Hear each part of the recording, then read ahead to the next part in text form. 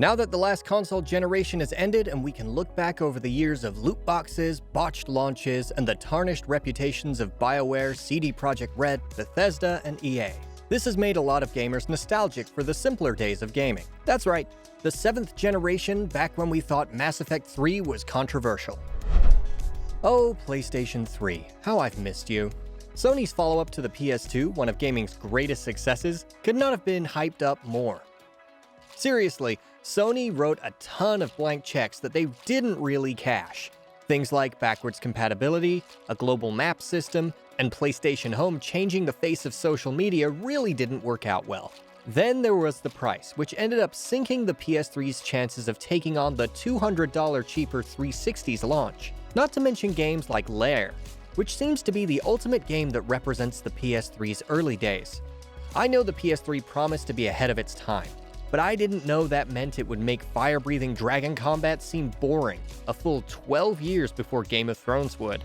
As weak as the beginning of the PS3's life was, it became the console that defined Sony's console strategy. A huge library of console-exclusive games. I mean, just look at this footage from God of War 3 and tell me it doesn't make you want to dust off your PS3. That, or just get God of War 3 remastered. The God of War franchise may have been Sony's bread and butter long before Kratos said boy every 45 seconds. But that was before Naughty Dog decided to change everything for Sony. Twice.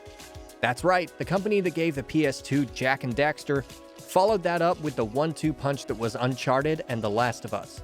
Nathan Drake showed definitively that the best big-budget action movie wasn't at the movie theater, but at your fingertips. Then Naughty Dog doubled down on that with what is still one of the most emotionally gripping games I've ever played. Last of Us 2 may be getting a ton of awards, or condemnation depending on which comment section you're in, but I think we can all agree that the first Joel and Ellie adventure was the iconic one.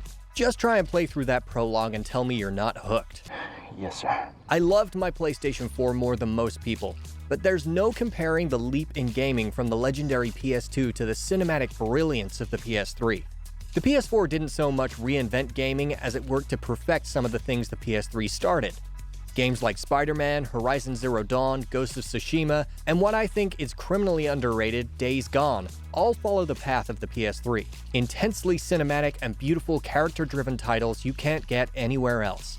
It was a console that ended all arguments over whether or not a video game could be classified as art. So, Sony, I guess it's finally time. I forgive you for Lair. You know what? That felt really good to get off my chest. While I could go on and on about how great the PS3 was, the console that really gets remembered from the 7th gen is the Xbox 360. Sales may be one thing, but pop culture seems to have declared a winner, and that's definitely the 360. I mean, like the PS3, the 360 had plenty of fantastic exclusive franchises. The Halo, Gears of War, and Left 4 Dead franchises were legendary. While the PS3 definitely revolutionized modern single-player games, the 360 was the console to buy if you wanted to get together with your best friends and humiliate them. You know, back when people actually did local multiplayer. It was also the console most people remember for some of the 7th gen's best games. The Batman Arkham series showed that superhero games don't have to suck.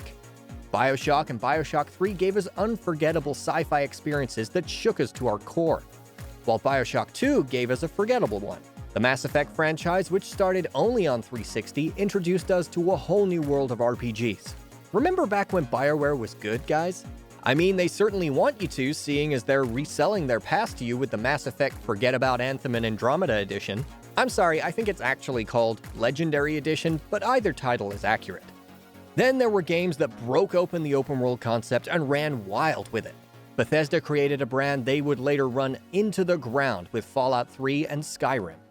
Ubisoft started their trend of Assassin's Creed titles that would vary wildly in quality. Then there's Minecraft, which provided the world with a sandbox of limitless possibilities. Most importantly, Rockstar's GTA 4 and GTA 5 rank alongside gaming landmarks like Super Mario 64 and Pong for changing the industry forever. The 8th generation may have actually taken that too far. I'm pretty sure there's still some of Red Dead Redemption 2's map I haven't discovered yet. Sure, the PS3 offered many of these experiences, but the 360 is the one that's become the legend. I mean, how many people played Last of Us and Uncharted for the first time on the PS4? Don't feel too bad for the PS3 though, because the Xbox One definitely got the same treatment. I mean, Microsoft could not be more transparent with their desire to stoke your 360 nostalgia. Xbox Series X's Game Pass is the best thing about the launch. Hopefully, this can change things for Xbox because Xbox One got decimated. For better or worse, the PS4 is going to be the one that is remembered for all of the highs and lawsuits the 8th gen is known for. It's unlikely that the memories of the PS4 will age like a fine wine quite like the 360 has.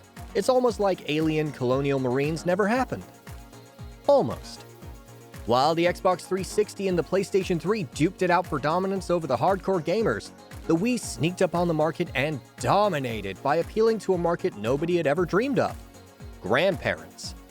Okay, not really, but this was the console that families could play together. There's no way you could ever get your mother, your little brother, and your grandfather all to play Halo 3. Well, unless your family was just awesome. It wasn't hard to convince that same family to get together for a round of Wii Sports. No other console offered the fun of playing a relatively unimpressive bowling game as a novelty that felt like you were living out some sort of Back to the Future fantasy. Those same motion controls were supposed to change gaming forever. Fast forward 15 years later, and controllers look just like they did when you were playing the PS3 or 360. Nintendo's bold swing to a new technological breakthrough didn't really redefine the future like they thought it would. I mean, do you remember that disastrous E3 demo of The Legend of Zelda Skyward Sword? I bet Miyamoto still has nightmares about it. Still, the Wii continued Nintendo's brand of legendary games perhaps even more so than the GameCube did. I mean, what's the better follow-up to Super Mario 64? Super Mario Sunshine or Super Mario Galaxy? I see you typing Sunshine in the comments, but you know it's a lie. The console also pushed what's quickly turning into Nintendo's defining franchise, Super Smash Bros. While GameCube's Melee is perhaps the most beloved in the franchise, Brawl was the one that first started offering a staggering number of fighters from an insane number of franchises. Seriously, how are they going to top Ultimate's roster? By including every single character that's ever been in a Nintendo game? I mean, everyone except Waluigi. It will never be Waluigi. The console also succeeded by returning to Nintendo's roots. 2D games like Donkey Kong Country Returns and New Super Mario Bros. Wii showed that Nintendo didn't need to reinvent the wheel to make successful games. These hits would have fit in with the big names from the early 90s just fine, aside from the fact that they didn't feature any levels that make you want to rage quit and throw your Super Nintendo out of the window. The Wii franchise that I think is most likely to jump back into public discourse is the legendary Metroid Prime series. This 3D jump for the beloved franchise still ranks among Nintendo's best. With a rumored Metroid Prime 4 possibly dropping in 2021, a Metroid Prime trilogy remaster is likely coming too. Time will tell if the Nintendo Switch will be as influential to Nintendo's brand as the Wii was.